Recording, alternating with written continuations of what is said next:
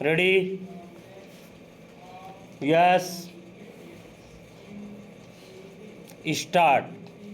करीब 3 महीने पहले बांग्लादेश में जब एक अप्रत्याशित घटनाक्रम के बीच तख्ता पलट के बाद नई अंतरिम सरकार ने काम करना शुरू किया था, तब उम्मीद की गई थी कि वह अब सबके हित को मकसद बनाकर नई राह पर चलेगी। मगर अब वहाँ से जैसी खबरें आ रही है वे यही बताती है कि बांग्लादेश शायद फिर से एक नई समस्या के दौर में दाखिल हो रहा है। विडंबना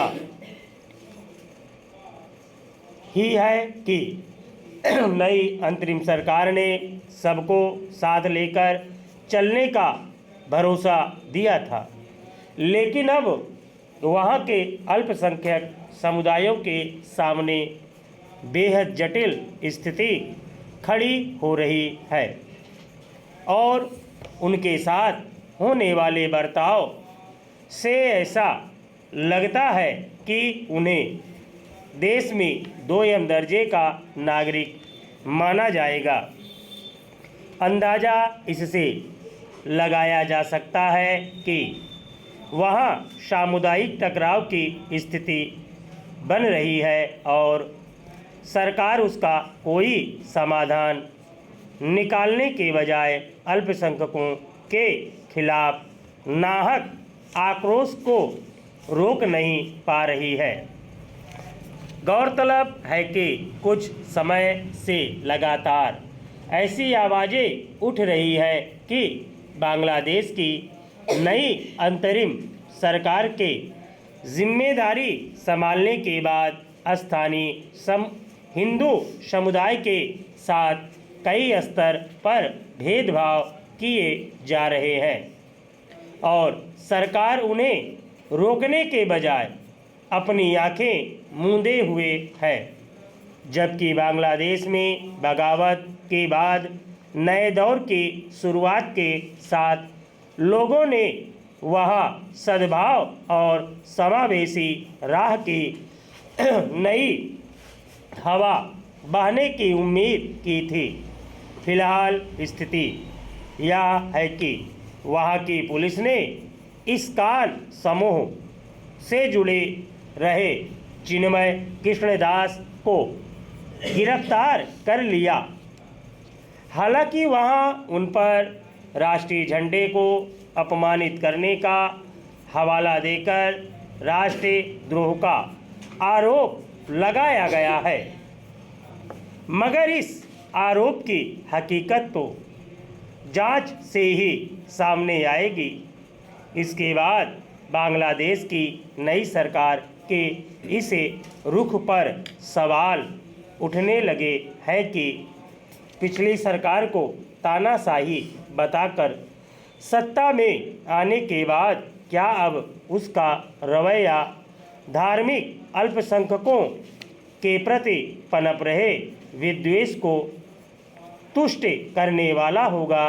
कहने को बांग्लादेश की सरकार इस तरह के आरोपों से इनकार करती है, लेकिन आखिर क्या वजह है कि वह हिंदुओं सहित अन्य अल्पसंख्यक समुदायों की ओर से अपने खिलाफ माहौल पैदा करने के आरोप लगाए जा रहे हैं और सरकार अपने रवैये से इस समस्या का कोई सौहार्दपूर्ण हल निकालने के बजाय असंतोष को बढ़ावा दे रही है।